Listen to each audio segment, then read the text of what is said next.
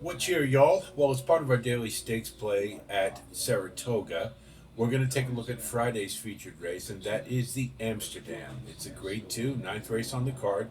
Run at 6.5 furlongs for the 3-year-olds.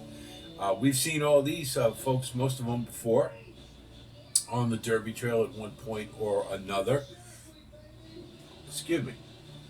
And we'll take a look at them one at a time. This is kind of a, to be kind, this is kind of a recycling bin type of race. I would like to see I don't know if this is the best Amsterdam field we've ever seen, but these are a lot of horses that are, they're kind of at the stage now, late in the 3-year-old year, where I think the trainers are trying to figure out something to do with them because their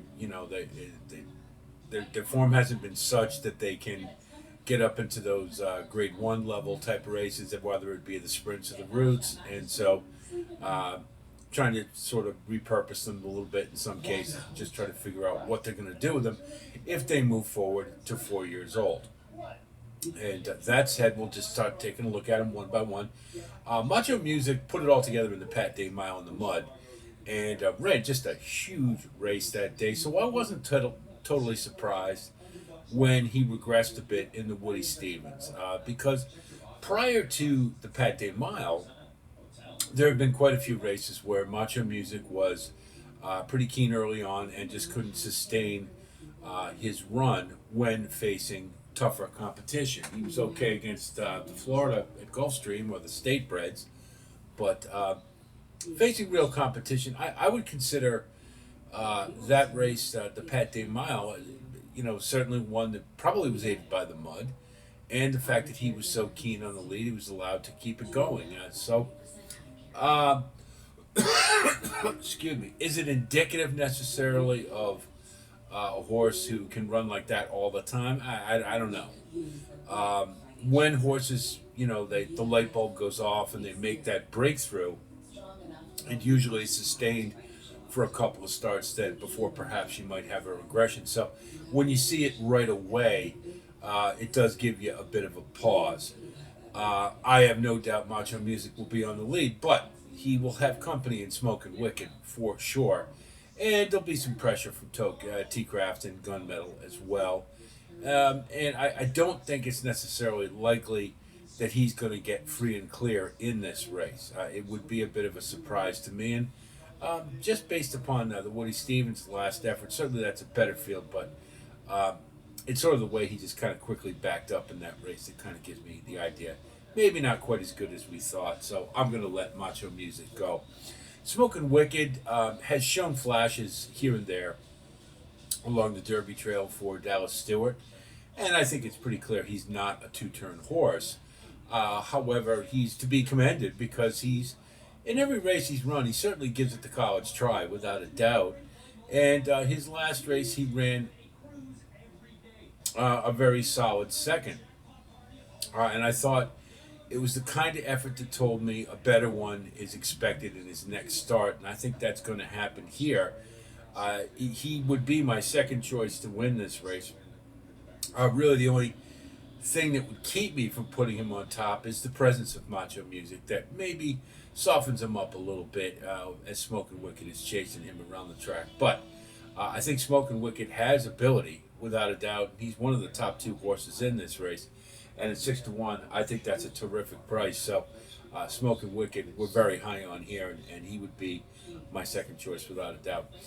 T-Craft for Bill Mott, yes, it's Bill Mott Stakes Race Saratoga, but the thing about T-Craft is he's shown some ability, and you've seen hints of it, but what I never like to see, there's two things that those of you who have followed my posts before, follow the channel, know that there's two things I don't like to see in a horse's race pattern, particularly when they're stepping up in class.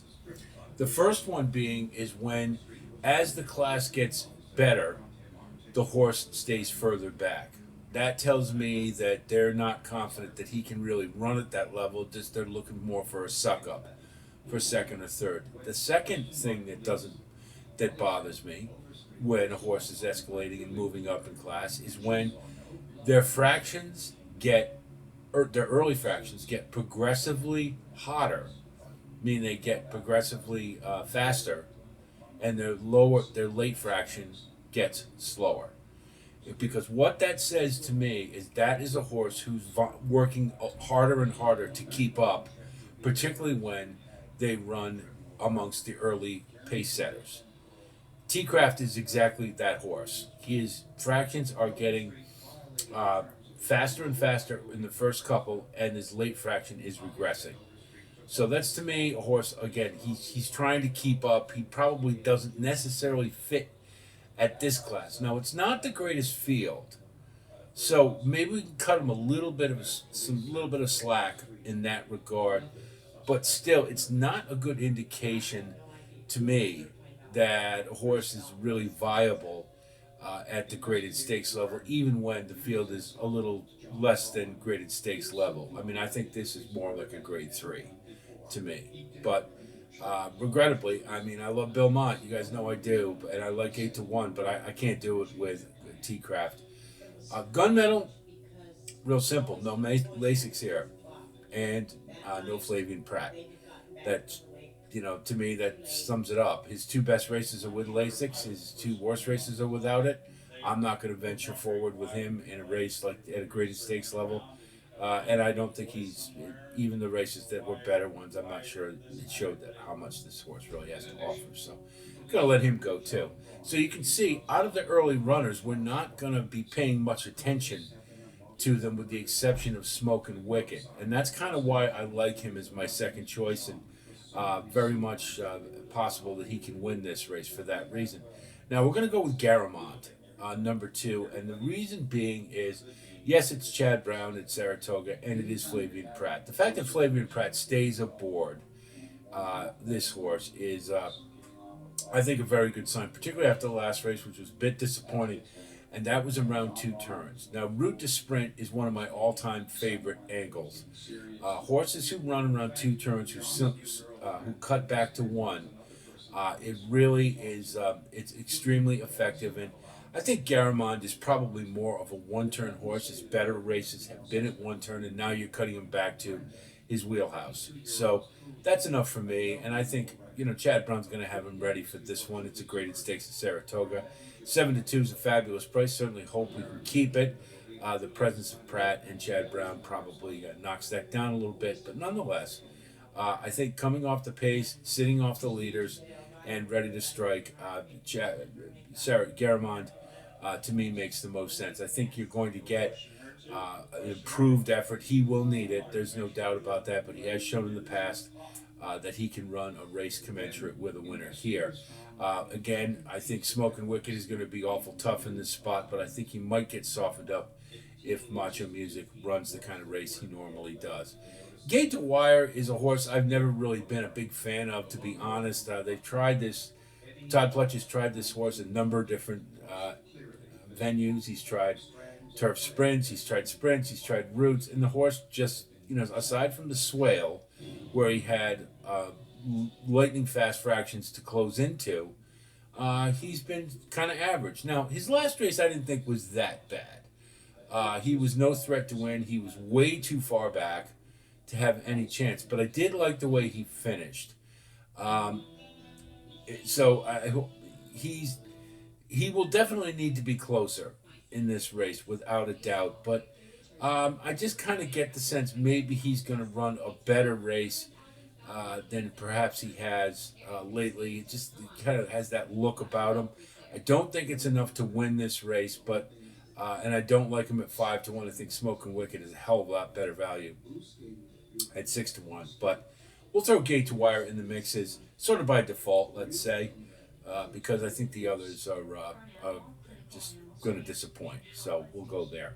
Matty Goal, I don't think can win this race, but is a closer coming off the bench, ran a career high, and has the potential to take another step forward. With the kind of pace scenario that is very possible here, he's got a chance. At 15-1, he offers good value, probably more likely for the bottom of the exotics, but given the underachievement of a lot of horses in this race, I think Matty Gold we can throw in as one to sort of clean up and fatten up our exotics. So we look at our wagering strategy. We're going to go with Garamond to win, number two. And we're going to go straight exactas 2-3, 3-2, because I do, again, Smoking Wicked I think has a really good chance here. And then we'll sort of do a saver with 2 on top with 5 and 7. Trifecta 2-3, 2-3 with 5-7. And then 2-3 with 5-7 with 2-3. We're going to keep it short and sweet, real simple. It is a kind of a tough race because you do have a lot of underachievers converging, but I think Garamond and Smoking Wicked are certainly the best, and we'll take Garamond in the Amsterdam. Hope our analysis helps you with your own wagering strategy. I wish you the best of luck as always, and certainly if you do like content like this, please like and subscribe. And again, thanks so much to all of you who continue to grow our community. We appreciate it. We will have a post for the Jim Dandy and perhaps the Lake George. I think we're going to go to Del Mar this weekend for the Pick 5. I kind of looked at Saratoga and maybe a little break from there. Del Mar's just starting up, and so we'll see if we can get a little better there. We will have our full Saratoga card selections available on the website. So for those of you inclined, they will be there probably by Friday night at 6 o'clock is roughly when I have them available. If it's a little later than that, I apologize because time is of the essence. But you will have them prior to race day, and that is a promise if you are so inclined. So that's it from here. I'll talk to you soon, and until then, be well.